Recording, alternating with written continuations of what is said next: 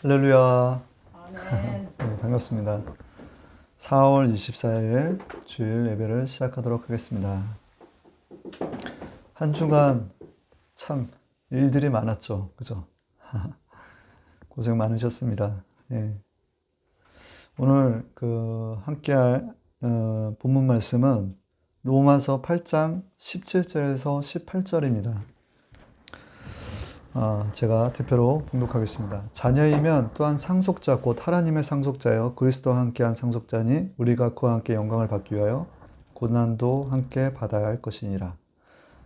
생각하건대 현재의 고난은 장차 우리에게 나타날 영광과 비교할 수 없도다. 오늘 읽은 본문을 근거로 고난 주시는 이유라는 제목으로 은혜의 말씀을 나누도록 하겠습니다.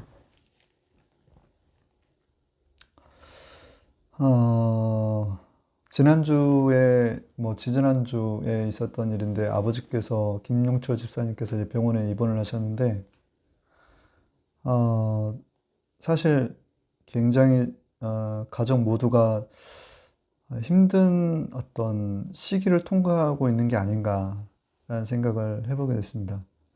답답한 마음에 교회에 와서 사실 좀 기도를 하면서 또 찬양을 하면서 말씀을 읽는데, 주셨던 말씀이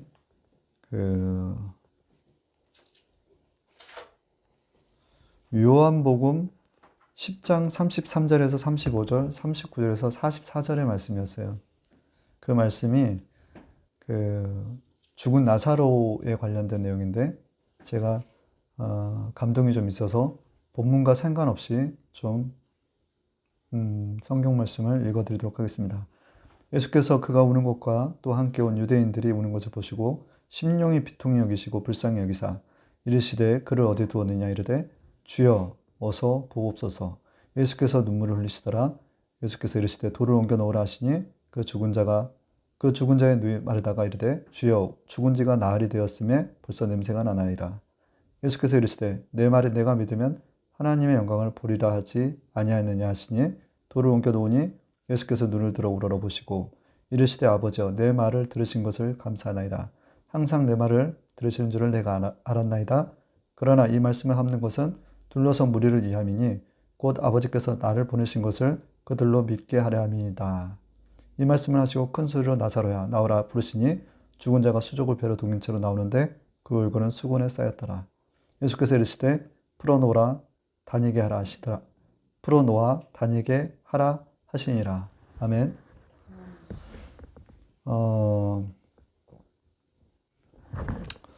그냥 아버지를 생각하면서 성경 말씀을 읽는데 주어진 하나님의 말씀이라 제가 좀 의미 있게 좀 받아들여졌어요.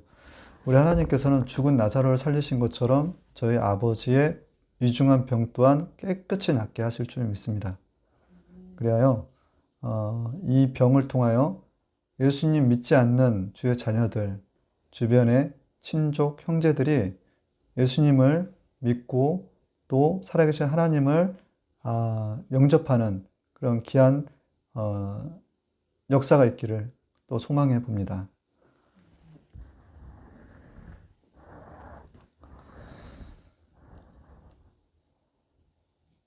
살리는 것은 영이니 육은 무익하니라. 내가 너희에게 이른 말이 영이요 생명이라. 요한복음 6장 63절의 말씀입니다.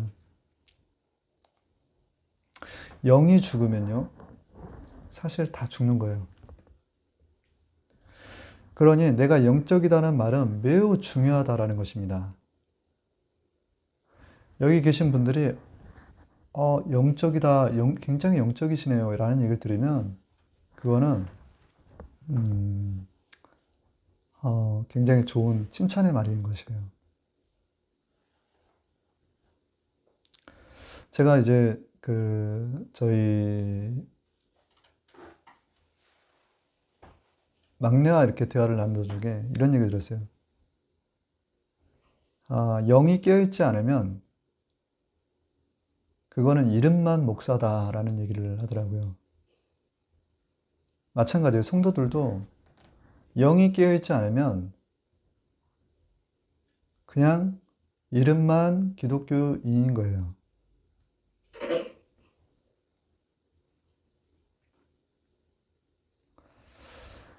우리가 이 현실 세계를 어떻게 표현하면 3차원 세계라고 해요. 3차원 세계. 그렇죠. 영의 세계는 4차원입니다. 4차원. 4차원의 고차원이 3차원을 바꿀 수가 있는 거예요. 그러면 우리가 4차원인 영적인 사람이 되기 위해서는 어떻게 해야 되느냐? 예수님을 믿고 성령을 받을 때에 가능하다라는 얘기입니다.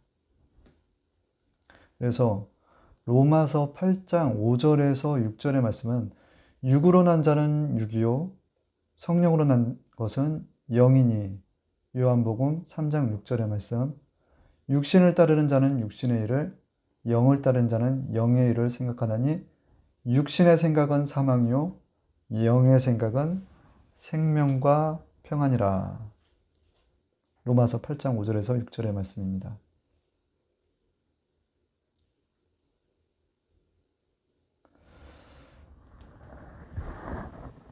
우리가 삶 가운데서 이 땅에 있는 것들에 이렇게 생각이 집중해 있으면 이거 육의 생각이라는 거죠. 근데 가끔 저 위에 하늘을 바라보며 저 위의 세계를 바라보고 이 땅 가운데서 살아가면 그것은 영의 일이라 하여 우리에게 생명과 평안으로 다가온다라는 것입니다. 내가 막 육신의 일을 찾다 보면 이게 사망으로 간다라는 거예요, 사망.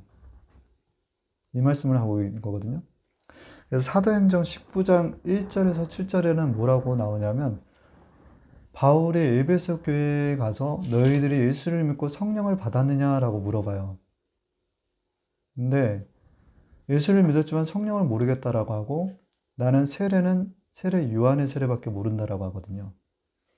그때 바울이 그들에게 안수함에 성령이 임하더라.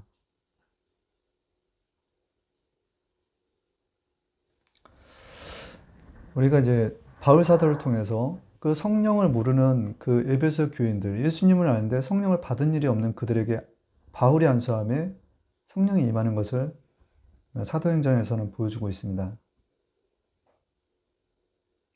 우리는 이같이 예수님을 믿고 성령을 받아야 돼요. 그걸 간절히 사모해야 됩니다.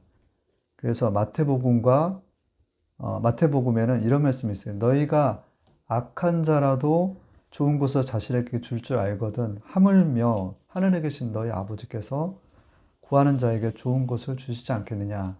구하라는 거예요. 그러면 좋은 것을 주시겠다라는 겁니다. 예수님을 믿고 성령을 달라고 구하라는 거거든요. 또 천국은 마치 밭에 감추인 부와 같으니 사람이 이를 발견한 후 숨겨두고 기뻐하여 돌아가서 자기의 소유를 다 팔아 그 밭을 샀느니라. 마태복음 13장 44절. 이 말씀을 읽다 보면 천국이라는 거예요. 성령이 임하면 천국을 맛봐요. 성령이 임하면 에덴 같은 거예요, 에덴. 아, 여기가 천국이구나.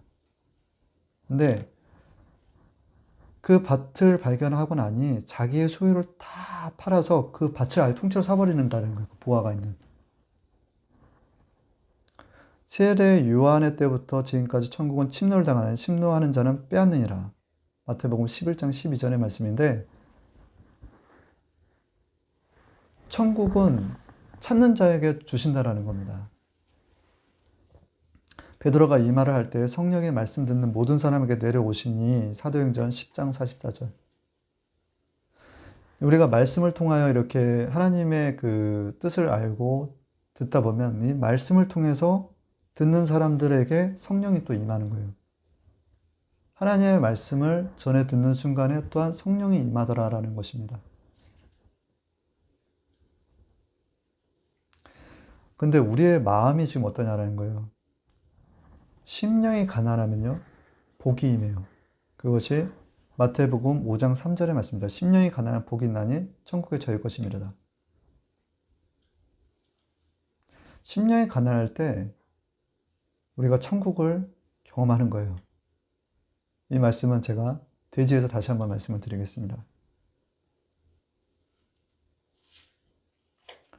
이 성령님은 우리가 신앙 고백 사도신경 할 때 성부, 성자, 성령, 삼위의 하나님이신 거예요. 그 하나님이 우리 육체로 오시는 거예요. 그러면 육체 안에 거하는 동안에 우리가 성전이 되는 것입니다. 이 성전된 우리에게 성령님께서는 4차원의 영성을 주시는 거예요. 그래서 성령께서 우리에게 꿈을, 우리에게 생각을, 우리에게 믿음을, 우리에게 말을 주시는 겁니다. 이게 4차원 영성인 거예요.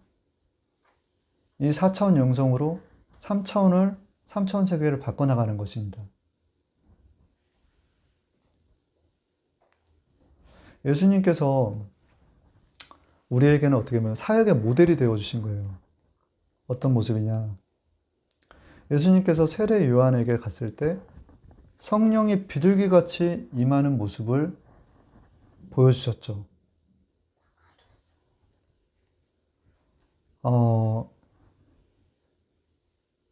그리고 난 다음에 예수님은 성령과 함께 공생애를 시작하십니다.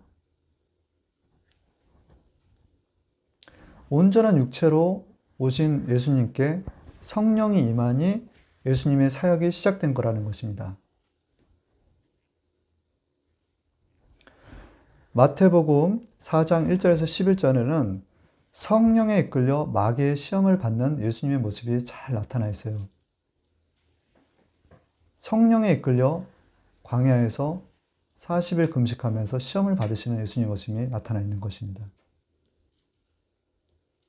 사도행전 10장 38절에는 잘 들어보세요. 하나님이 나사렛 예수에게 성령과 능력을 기름 붓듯 하셨음에 그가 두루다니시며 선한 일을 행하시고 마귀에게 눌린 모든 사람을 고치셨으니 이는 하나님이 함께 하셨습니다.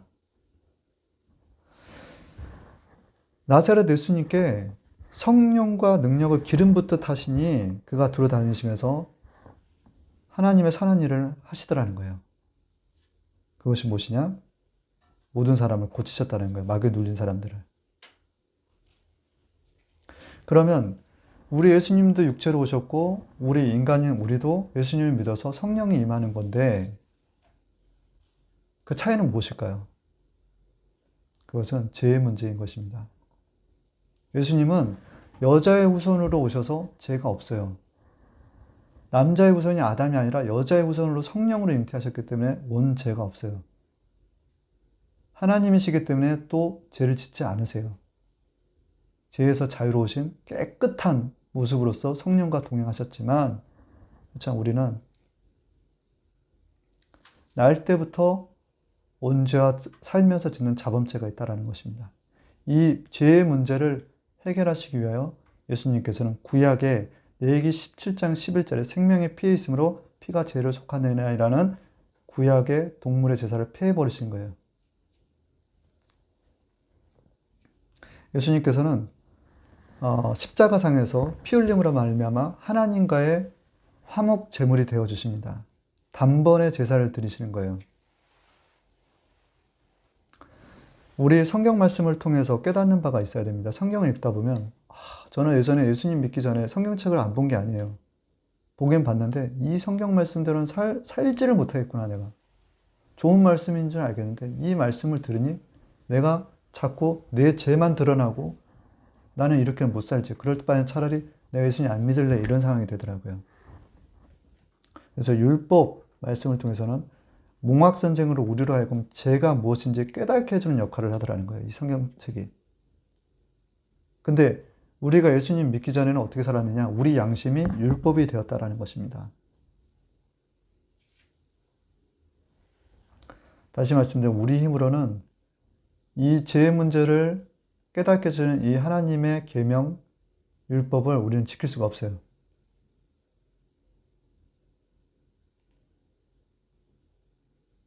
그런즉 선한 것이 내게 사망이 되었느냐? 그럴 수 없느니라. 오직 제가 죄로 드러나기 위해 선한 그것으로 말미암아 나를 죽게 만들었으니 이는 계명으로 말미암아 죄로 심히 제되게 하려 함이니라. 로마서 7장 13절의 말씀입니다. 그래서 그리스도께서 우리를 위하여 저주를 받은 바 되사 율법의 저주에서 우리를 속량하셨으니 기록된 바 나무에 달린 자마다 저주 아래에 있는 자라 하였음이라. 갈라디아서 3장 13절의 말씀을 주셨죠. 율법의 저주에서 우리를 속량하셨다라는 거예요. 예수님께서 우리를 대신하여 십자가상에서 그 저주 아래에 있으셨다라는 것입니다. 여러 번 말씀드렸지만 예수님을 믿을 때 우리가 죄사함을 받으면 위로부터 성령이 임해요. 그 성령이 새로운 법을 우리에게 선물해 주십니다. 그것이 생명의 법이에요. 그것이 성령의 법입니다. 그때 사망의 법, 율법에서 자유함을 누릴 수가 있는 거예요. 그러므로 이제 예수 그리스도 안에 있는 자에게는 결코 정죄함이 없나니 이는 그리스도 예수 안에 있는 생명의 성령의 법이 죄와 사망의 법에서 너를 해방하였습니다. 로마서 8장 1절에서 2절의 말씀입니다. 이 성령께서 오면요, 어떤 경험을 하게 되면 죄에 대해서 아주 민감하게 받아들이게 돼요. 이전에는 이건 내가 그냥 뭐 죄를 지어도 다독다독거리는 거죠. 내 양심이 괜찮아 다 그렇게 살아. 근데 어느 순간에 성령이 내 마음에 나를 성전 삼아 예수님을 통해서 성령이 임하니까 죄를 지으면 그렇게 죄를 짓는 게 하나님께 나아가는데 크나큰 장애물이 된다라는 걸 알게끔 해주시더라는 거예요. 죄에 대해서 책망하시더라는 겁니다. 그래서 성령님은 의에 대하여 하나님의 심판에 대하여 죄에 대하여 책망하시는 거예요. 그리고 죄를 짓게 되면 하나님께서 또 죄를 못 짓게끔 또 채찍을 주는 것을 경험을 해요. 하나님께서 때리시는 게 사랑하는 자에게는 징계가 다 있는 것이거든. 없으면 사생자의 하나님의 아들이 아니다. 그래서 주님의 징계를 받다 보면 내가 죄를 지었으니 죄를 짓지 않겠구나 하는구나. 안 지어야 되겠구나라는 그 생명의 법으로 인도하시더라는 거예요. 또 율법에서도 자유한 것이 하나님의 음성을 듣고 움직이다 보면 율법에서 벗어나더라도 정죄함이 없더라는 거죠. 그리고 이런 죄의 문제를 덜어가다 보면 우리가 하나님과 같이 귀한 사역자로서 사용되는데, 그럼 이 땅 가운데서 어떤 삶을 사냐라는 거예요. 사랑하는 자의 내 영혼이 잘된 같이 범사가 잘되고 강건하기를 내가 바라노라. 요한 3서 1절 2절의 말씀인데, 이 말씀을 통해서 알 수 있는 것은 먼저 내 영혼이 잘되더라는 거예요. 내가 밝아지더라는 거예요. 두 번째는 뭐냐면 범사가 잘 되는데 그냥 잘 되는 게 아니에요. 아주 잘 돼요. 현실에서도 내 삶이 잘 되더라는 거예요. 그냥 영적인 것만 추구한 게 아니라, 내 영혼만 잘 되는 게 아니라 범사도 잘 되더라는 거예요. 형통하더라는 거죠. 그렇기 때문에 우리가 예수님을 믿으면 현실 삶 가운데서도 일이 잘 되게 돼 있어요. 범사가 사업이 잘 되게 돼 있더라는 겁니다. 그 무릎 경영의 그 본죽 대표인 최복희 대표는 항상 그 회사에 그 교회실을 만들어 놓고 예배당을 만들어 놓고 거기서 무릎으로 먼저 무릎을 꿇고 기도를 통해서 하루를 시작한다라는 거예요. 근데 하나님의 그 축복이 위에서 내려오니 닫을 자가 없더라는 거예요. 그런 축복을 경험하시길 바랍니다. 하나님은 살아계십니다. 더불어서 내 몸이 강건해지더라라는 것입니다. 이와 같은 성령을 받아서 살다 보니 우리가 그럼 어떤 삶을 살아야 되냐? 우리는 하나님의 나라와 의를 구하는 자들이 되어야 된다는 거예요. 그래서 먼저 그의 나라와 의를 구하라. 그래야면 이 모든 것을 너희에게 더하시리라. 마태복음 6장 33절의 말씀이에요. 자, 이렇게 하나님의 나라와 의가 그럼 뭘까? 한번 생각을 해보시기 바랍니다. 하나님의 나라와 의는 예수님과 같이 전도하는 삶을 사는 것입니다. 예수님께서는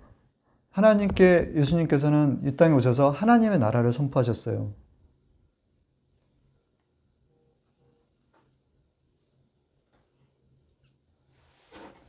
예수님께서는 천국이 가까웠느니라. 하나님의 나라가 가까이 왔다. 천국을 선포하셨거든요.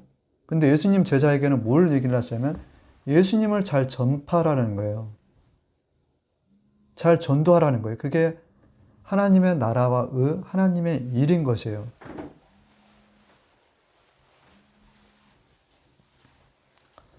자, 들으시기 바랍니다. 이르시되 때가 찼고 하나님의 나라가 가까이 왔으니 회개하고 복음을 믿으라 하시더라. 마가복음 1장 15절의 말씀입니다. 그 다음에 예수님께서 우리에게 보이셨던 본이 무엇이냐면 마가복음 2장 38절에 만나서 이르시되 다른 가까운 마을들로 가서 거기서도 전도하리니 내가 이를 위하여 왔노라 하시고, 내가 이를 위하여 왔노라 하시고 전도하기 위해서 오셨다라는 거예요. 예수님께서. 그러니 우리도 그와 같은 삶을 살아야 되는 것입니다. 예수님과 같이 성령과 동행하며 그와 같이 살아야 된다는 것입니다. 그럴 때 땅의 비유를 들어서, 땅도 여러 가지 땅이 있습니다. 그런데 길에 떨어져 있는 씨는 새가 날아와서 먹어버린다는 거예요. 바위에 돌적에 올라간 씨는 그 뿌리가 내리기도 전에 말라버린다는 거예요. 가시나무 숲에 떨어진 씨는 그 가리워져서 그늘진 곳에서 싹이 나지 못하더라는 거예요. 그래서 좋은 땅은 100배, 60배, 30배의 결실을 거두는 것입니다. 우리 하나님께서 우리에게 분부하신 것은 전도하라는 거예요. 하나님의 나라를 전하라는 거예요. 그것은 예수님을 전하라는 것입니다. 우리가 어떤 땅입니까? 좋은 땅입니다. 그래서 마태복음 13장 8절의 말씀처럼 열매를 많이 거두는 주님의 자녀들이 되기를 바랍니다. 그러면 앞서 말씀드렸던 여러 가지 이렇게 하나님께 이렇게 우리 주님께 나아가는 데 있어서 우리 삶 가운데서는 고난 주시는 이유가 뭘까요? 첫 번째, 자녀 삼아 주시기 위해서라는 것입니다. 우리가 심령이 가난하다는 게 복이 있다라고 했지 않습니까? 우리는 절대 절망의 자리에서 절대 희망인 예수님을 만나는 거예요. 세상에는 신이 왕노릇하고 있기 때문에 먹음직도 하고 부함직도 한 것이 너무 많은 거예요, 사실. 그래서 예수님을 믿으라고 하면 사실 세상에 치에 있어서 그 세상에 있는 것들이 우상이 되어서 하나님을 찾지 않더라는 겁니다. 예수님을 믿지 않더라는 거예요. 그래서 고난을 통해서 하나님께서는 주님 자녀 삼아 주시는 거예요. 심령이 가난한 자는 복이 있나니 천국이 저의 것이며 영접하는 자 그 이름을 믿는 자는 하나님의 자녀가 되는 권세를 주셨으니 징계는 다 받는 것이거늘 너희에게 없으면 사생자여 하나님의 참아들이 아니니라. 마태복음, 요한복음, 히브리서 12장 8절의 말씀입니다. 두 번째는 이 고난 주시는 이유가 성화되어 가게끔 해주신다는 거예요. 성화되어 가게끔. 광야길에서 우리가 무엇을 바라보느냐에 따라서 우리 삶이 달라요. 고난도 다 같은 고난이 아니다라는 것입니다. 예수님을 믿지 않는 세상에 속해 있는 자녀들이 겪는, 세상에 속한 이들이 겪는 고난은 저주 가운데서 그냥 죽어가는 거예요. 그렇지만 하나님의 자녀들은 그 고난을 통하여 우리를 바꾸어 가시는 성화의 도구로서 사용되더라는 겁니다.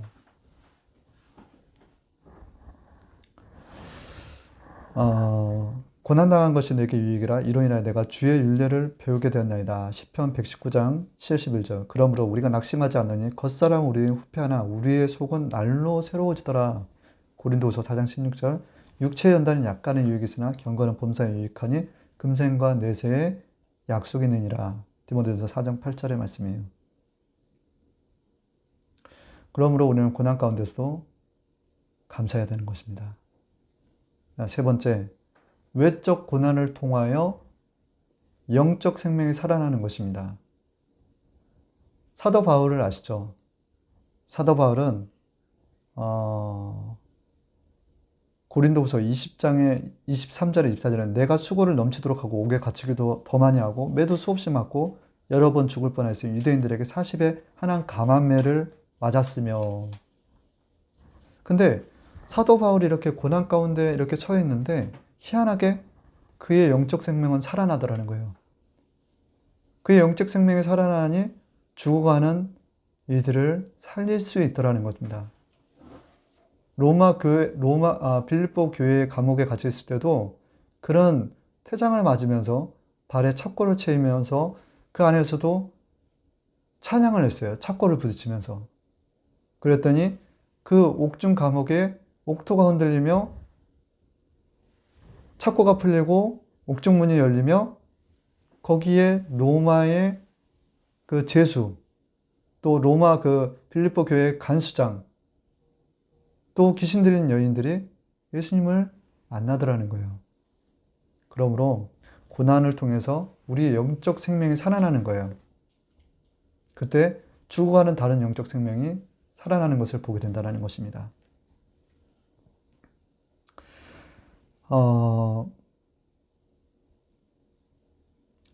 예수님께서 하셨던 일이 온 갈릴리에 두루 다니사 그들의 회당에서 가르치시고 천국 복음을 전파하시고 백성 중에 모든 병과 모든 악한 것을 고치시니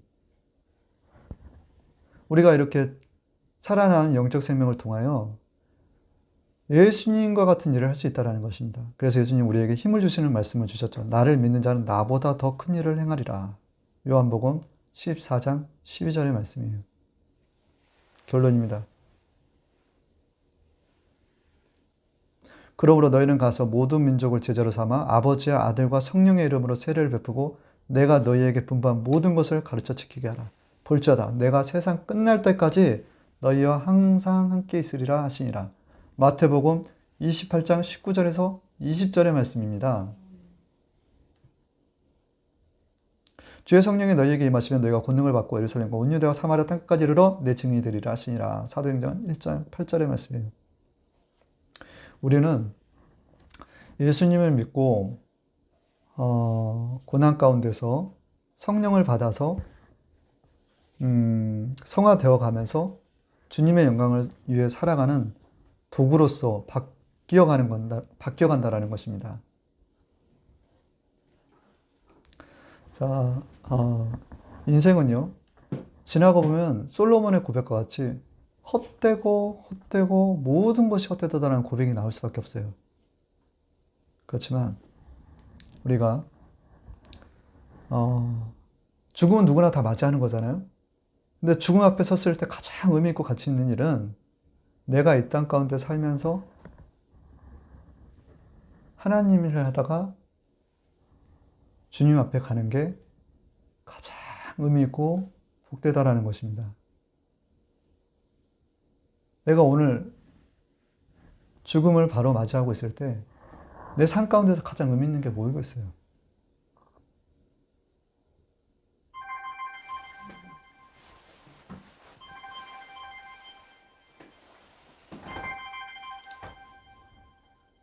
자, 잠시 말씀을 좀 정리하겠습니다. 너무나 감사한 하나님의 말씀을 우리는 받고 살아가고 있어요. 이렇게 우리에게 고난 주시는 이유는 앞서 본문에서 말씀드린 것 같이 로마서 8장 17절에 18절 말씀처럼 우리가 그와 함께 영광을 받기 위해 고난도 함께 받아야 할 것이니라. 생각한데 현재의 고난은 장차 우리에게 나타날 영광과 비교할 수 없도다. 이 고난을 통하여 하나님께서 영광 받으시는 거고, 우리를 통하여 그렇게 변화된 우리를 통하여 하나님께서 영광 받으시는 거고, 또한 우리가 그리스도의 고난에 참여하는 자가 된다라는 것입니다.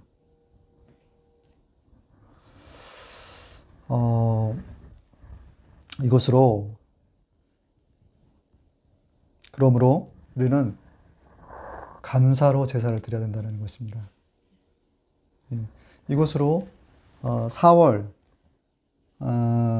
24일 주일 예배를 마치도록 하겠습니다. 잠시 기도하겠습니다. 좋으신 하나님 아버지 감사합니다. 아버지 저희들을 불쌍히 여겨주시옵소서.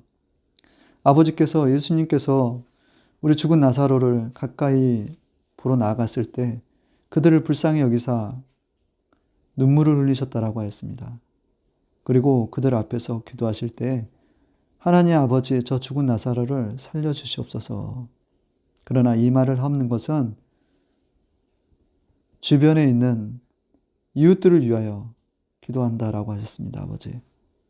아버지, 죽은 나사로를 살리신 하나님 아버지, 저희 아버지 육신의 김용철 집사님의 육신의 병 또한 깨끗이 낫게 하여 주셔서 아버지여 다른 이들이 우리 하나님이 살아계심을 아버지여 직접 눈으로 목도하게 하여 주시옵소서. 그리하여 우리 하나님 영광 받아 주시옵시고 아버지여 저희들 이 고난 가운데서 이 고난에 참여하는 자 되게 하여 주셔서 장차 올 우리 그리스도의 그 부활에 참여하는 자 되게 하실 줄 믿습니다. 아버지. 아버지 저희 모두 주님 백성들 삼아 주셨사오니 끝까지 주님 저희들 믿음으로 정진하는 자들 되게 하여 주시옵소서. 또한 아버지 우리 김민욱 집사 또한 아버지께서 붙들어 주셔서 귀한 주님의 자녀로서 열매 맺는 귀한 삶이 될 수 있도록 주여 인도하여 주시옵소서. 함께하는 운서순복음교회 온라인 모든 구독자 교인들 또한 아버지 예수님 믿고 성령 받게 하여 주시옵시며 또한 그 성령을 받음으로 말미암아 그리스도의 고난에 참여하는 자 되게 하시고 그 고난을 통하여 장차 올 영광에 또한 함께하는 자들 되게 하여 주시옵소서. 예수 그리스도 이름으로 하나님께 감사하며 기도합니다. 아멘.